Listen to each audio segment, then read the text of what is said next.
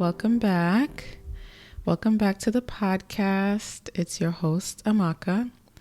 It's a Saturday when I'm recording this episode. Got my usual setup going, sitting at my desk, looking out the window. It's a pretty gloomy day today, and I think it's supposed to rain most of the day. So we're going to try and make the best of it. As I sit here, my hair is wrapped up because it was long overdue for a deep condition. So I put my trusty recipe together last night, some olive oil, a couple eggs, an avocado, some mayo, whipped that all together in my NutriBullet and slathered my hair down last night and covered it. So my plan is after this podcast to take it down and wash it and, get it all clean and beautiful.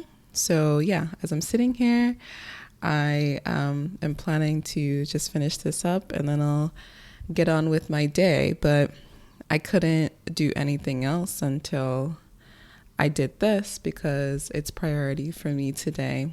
And I'm excited to get into and finish the discussion on the 4 agreements. But before that, I'll share a little bit about my week. Nothing out of the ordinary, pretty much just worked. Getting back on the horse in terms of reading. I have been slacking, not even gonna lie. But one thing that helps me often is just putting a timer on my phone for minimum 20 minutes. So like if I haven't read in a few days or more, I'll be like, okay, like you can't do everything in the world for 20 minutes, but you can do most things for 20 minutes and you can definitely read for 20 minutes. So I would put a timer on my phone and I would, kind of chill out, relax and open the book. And oftentimes when I do that, the timer will go off and I'll want to keep going. So it does help with getting started and building the momentum of whatever you want to do. So yeah, I just worked, did some reading, tidying up the house. Yeah. That's pretty much it. I think we're going to get into the book, which is...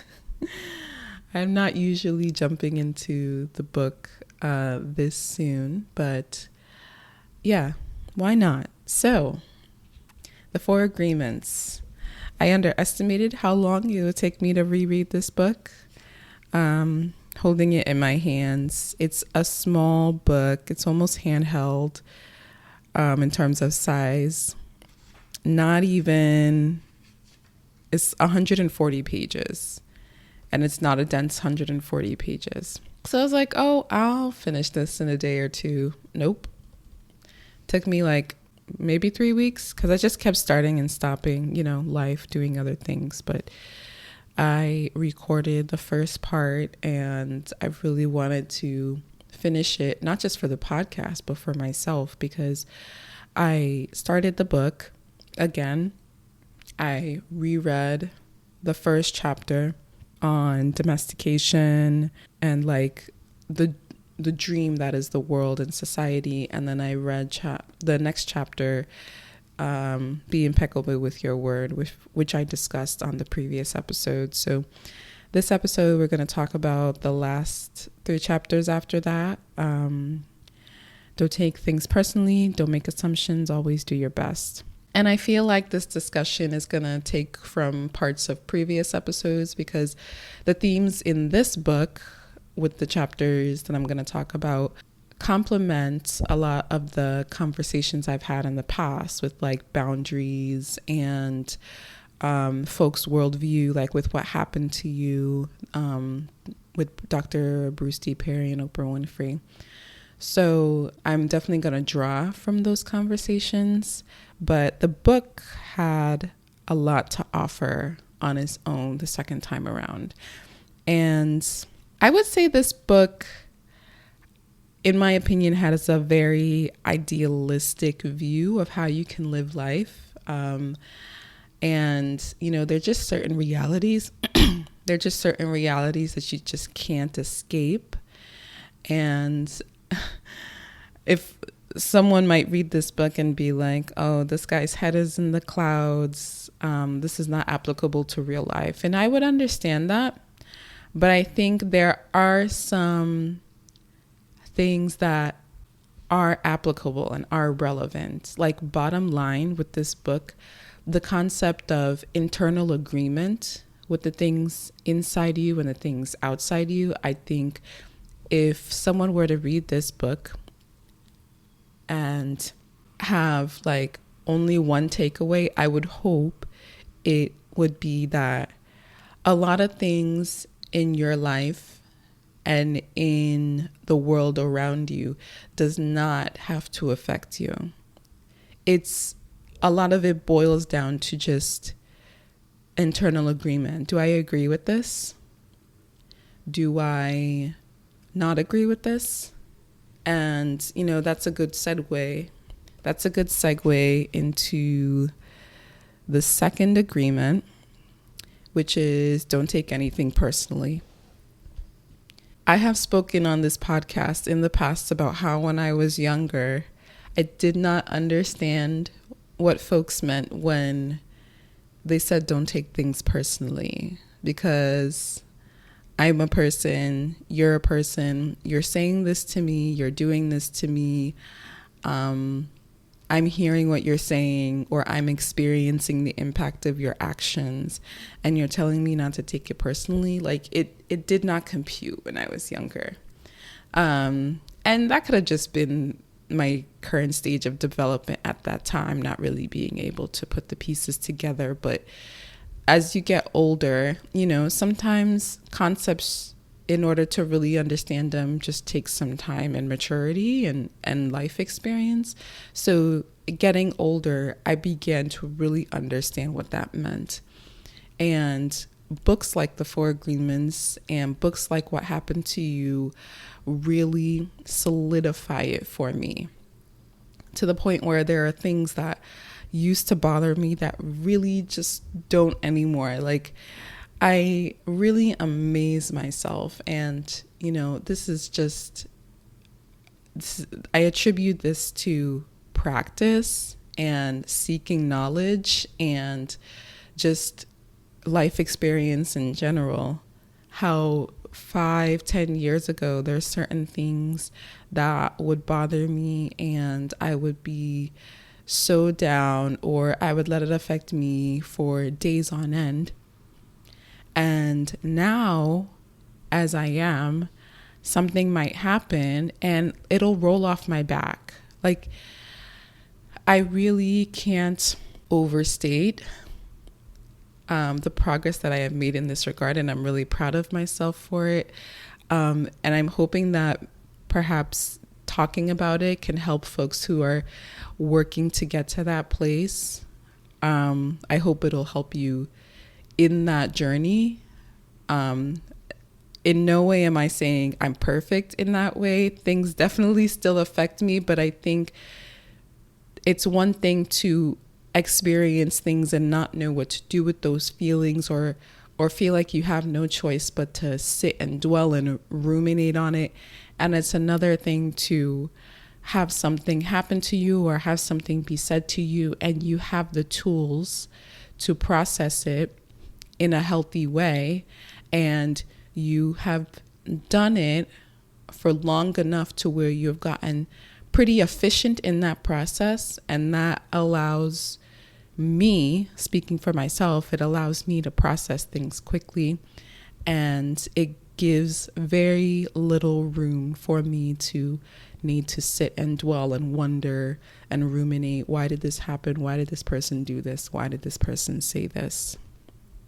So don't take anything personally. This chapter in the Four Agreements really took me back to the book, What Happened to You, which I have mentioned. This is probably the fourth time I've mentioned it on this podcast episode.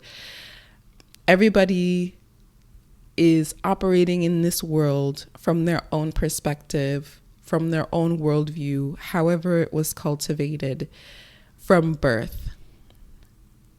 A lot of it depends on what they were exposed to, who their caregivers were, what environment they grew up in, the messages that they were given as a child growing up, what they internalized. So many things that have to do with them and really nothing to do with us. People's interactions with us are based on how they have figured out for themselves or how they have been raised to interact with the outside world. And me, using myself as an example, me coming to contact with everyone who has their individual worldview, they're looking to interact with me based on how they think they're supposed to interact with the world. Like they're interacting with me based on how they move in the world. It really has nothing to do with me. So having that reinforcement in this chapter is helpful. And also the topic, or like the concept of agreement, is relevant here too, because taking things personally, there's no way you can no, I don't want to speak in absolutes, but what I'm trying to say is, for something to happen to you, let's say someone says something to you and you take it personally, it's likely that what they said, if it's pressed a button, then there's something inside you that agrees with what they said. And there's something inside of you that maybe feels that what they said was truth, and you had already believed it to be true. So you have this person who says this thing to you or does something to you for a reason that you think you know. And then you start wondering, why did they do this? Did they do this because of this? Did they do this because of this? And you start to try and figure out why what happened. When it comes to taking things personally, it's less likely, very much less likely, to impact you if you don't already believe what the person is saying. If it's very much less likely to impact you if you don't already have a personal agreement around what happened. So let's say somebody says, "Oh, you're not really that smart." Perhaps they, were talking with you, and I don't know what would persuade anyone to say that to anybody. But they might be like, "You're not really that smart." In your mind, if taking that personally would need a root of you believing, how did they know that? Or already having a degree of feeling that you aren't intelligent. And that presses a button and it wounds a sensitivity in you that you already have. And, it's a slippery slope, and very little good would come from that. But if using the scenario again, someone is talking to you and all of a sudden they say, "You're not really that smart." If you personally don't believe that, if you do not grasp that thought that they have put out there towards you, if you don't take it and internalize it and pretty much lock it into agreement within yourself, you won't take it personally. And it'll be something like, "I don't get why they said that, but okay," type of thing. It'll be easier for it to kind of roll off your back. Agreeing with what someone says, whether it's positive or negative, can mean that to a degree you believe it too. And it is worth reflecting if you find yourself in situations frequently or occasionally, where something is said or done to you and you take it personally. it's worth reflecting if there's something involving how you were raised or the messages internalized that make the other person's actions or statement feel like they're true or like they hit close to home. So this can be really hard. It's much easier said than done, but it's possible to get to a point where very, very few things affect you in this way. And I know that I have made leaps and bounds over the years in getting to a point that a lot less things I take personally. But I think this can be a starting point for folks who, are really trying to get better at this. Look at the internal agreements that you have with yourself. Like, even if you need to get a pen and paper and just sit for a little bit and just ask yourself, what internal agreements do I have with myself? Things like, I've never really been that smart. I don't have high self-esteem, or I struggle with self-worth, or anything really. A lot of our internal agreements come from how we were raised. So, think back to the messages that you got when you were a child and your takeaways and how it has affected you getting older, and whether you truly believe those things, because the first step towards kind of breaking those agreements is taking away the belief in it, because I personally believe that the belief is what gives it the power. So if you decide, I'm no longer going to believe this about myself, I'm no longer going to feed in this internal agreement, that alone takes away some power. And then over time, it gets less and less to where it's not even an issue anymore. So let's move on to the third agreement, which is don't make assumptions. A lot of times we make assumptions because we don't know the whole story. And the brain does not like gaps. It does not like holes in stories. It likes to know everything, or it likes to think that it knows everything. So if something is unclear, if, something doesn't add up, the brain is going to do its absolute best to fill in those holes, even if it's with stories that you don't know if they're based in fact or not.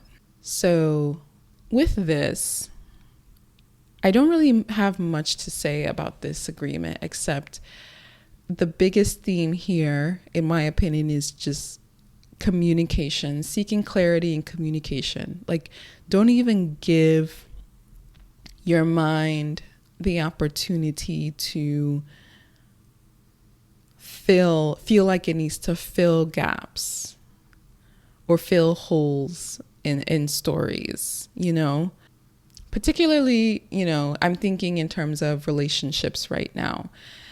You might think you know why someone is doing something. You might think you know why someone is behaving a certain way. You don't know. And if one is not aware of not knowing, the mind is going to work really hard to use its knowledge base of what it already knows to figure out why what is happening in the moment is happening. So in order to work against that, the best tool is just communication, just asking questions first and foremost, and probably most importantly.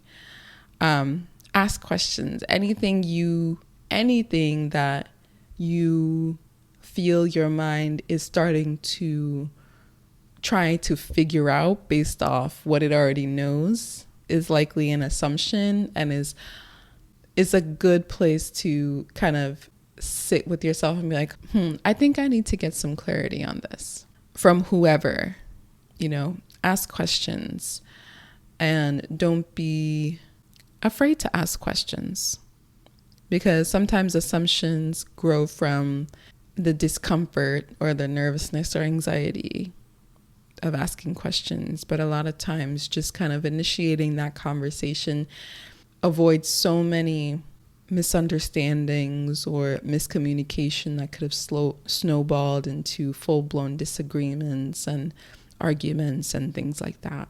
So yeah, with don't make assumptions, all my biggest takeaway from that is don't give the mind time to make up stories. Don't give the mind time to start trying to fill the gaps in things that it feels like it really needs the answers to.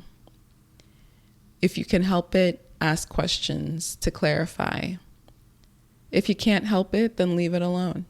There's nothing that can be done in that moment. Perhaps you can get some clarity later on, but if you can't, hopefully there is enough self-awareness to where you can realize, okay, I have something right now that my mind is trying to figure out with no real foundational basis in truth. And I need clarity, but I'm not able to get that right now. So I need to, put it aside. And I'm not going to let my mind progress in trying to fill the holes and fix the story for my sake. Because sometimes you can't get clarity on things right away, and that's okay. But I think the first step is just being self-aware, knowing what's going on so that you know how to appropriately move forward. I want to read an excerpt from this chapter, which I feel like pretty much summed everything up when it comes to this agreement. It's on page 72 of the book. And it says, the way to keep yourself from making assumptions is to ask questions. Make sure the communication is clear. If you don't understand, ask. Have the courage to ask questions until you are as clear as can be. And even then, do not assume you know all there is to know about a given situation. Once you hear the answer, you will not have to make assumptions because you will know the truth.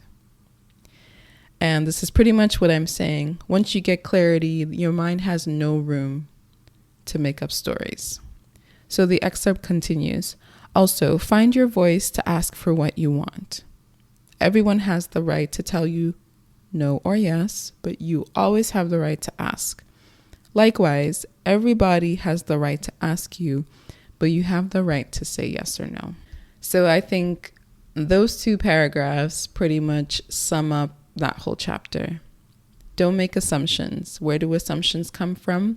Your mind wanting to fill holes in stories that it doesn't have the full picture. How can you work against that? Clear communication, asking questions, and doing that gives the mind less of an opportunity to want to fill those holes with assumptions that don't have any basis in fact. And doing that can prevent a whole array of, unnecessary interactions, disagreements, miscommunication, things like that. I think even if a reader took that alone away from the book, it would make a huge difference in daily life. And it would prevent a lot of headache, You don't feel like you have to use that energy to try and figure out what's going on. If you're just able to ask, then a lot of unnecessary wondering and trying to figure out things is avoided. So the next and final agreement is always do your best. And I really appreciated this reminder from this book and the fact that your best varies from day to day. It varies from hour to hour. It varies from minute to minute. Your best yesterday may not be your best today. It really is dependent on your current state of mind, your current state of health, things going on in your life. And if you're truthful and honest with yourself and you know that you're doing your best possible and in your current capacity, I think it's easier to give yourself a little bit more grace, because you know that you're always trying to do your best in, whatever space you are in. Doing your best can mean you're sick, you're laying in bed because you need to recover. You need to get better. Doing your best in that case can mean drinking fluids and taking your vitamins, taking your medicine, binging Netflix so that you can, try and make yourself feel a little bit better while your body is recovering. In that scenario, that can be your best, and that is more than enough. Doing your best can mean that you are, you have promised yourself that you're going to prioritize health and fitness, and, you're building momentum and you're going to the gym and you're seeing a difference and it's continuously motivating to you. And that can be your best at that time. It really, really, really is dependent on your frame of mind and your capability in that moment. Doing your best, I think just thinking that phrase can bring about feeling like you have to be on 100 all the time. But that's not real. That's not realistic. Being on 100 all the time is not realistic, and it's not sustainable. You have periods where you are firing on all cylinders and you are getting everything done, and you are really motivated and feeling really accomplished. And there are times where doing your best means getting rest and slowing down and reflecting and taking stock and turning inward and seeing how you're doing, checking in with yourself. Sometimes that's what doing your best can mean. And there's so much in between those two extremes. So I've tried to live with this agreement in mind for quite a while, especially with the change of seasons right now and the days getting shorter. A couple of weeks ago, I found that I was struggling a little bit, and I was kind of thinking to myself in almost in like an admonishing way, like, why aren't you keeping up with the things you need to do? Thankfully, I was able to kind of pull back from that and, kind of say to myself, the seasons are changing and it takes time to adjust. And perhaps my body is reacting to it in this way. And, certain things are taking a little bit more effort right now, or they can't be done right now. And that's okay. That's okay. So your best can vary based on seasons. It can vary based on the month. It can vary based on the day. It can vary based on who is around you. It can be based on your environment. Your best, it really can change from second to second. But ultimately, if you know that that is what you can do within your capacity in that moment, then that's enough. That's enough. And it doesn't take away from who you are. It doesn't take away from your worth as a person. As human beings, we have ebbs and flows. And in every moment, we're doing our best. So, this book is a staple. Like I said, it can read a little idealistic, in my opinion, especially like in the end. But there's still a lot to take away from it. And I enjoyed reading it again for the second time. And I don't usually reread books. I think I mentioned that in the previous episode. But it had been 10 years since I read it 10 years ago, I was living in Delaware and I had just started my first big girl job. And, you know, I feel like I've lived like 5 lives since then.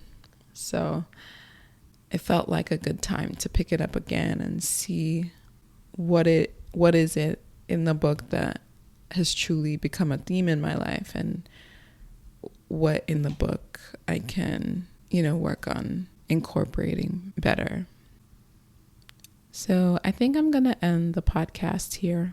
I want to thank you guys for listening. As always, if you feel moved to reach out to me, please do. You can contact me via email at btbwpodcast@gmail.com. Again, that's btbwpodcast@gmail.com. Please subscribe. Please follow on Apple and Spotify. If you have been positively impacted by this episode or this podcast in general, please rate it on Apple Podcasts. And again, I want to thank you guys for listening as always. There are a million choices when it comes to podcasts, but you know, you decided to give this one a chance and to turn out this episode on to listen. So I really appreciate you. All right, guys. Talk to you soon. Be well. Bye.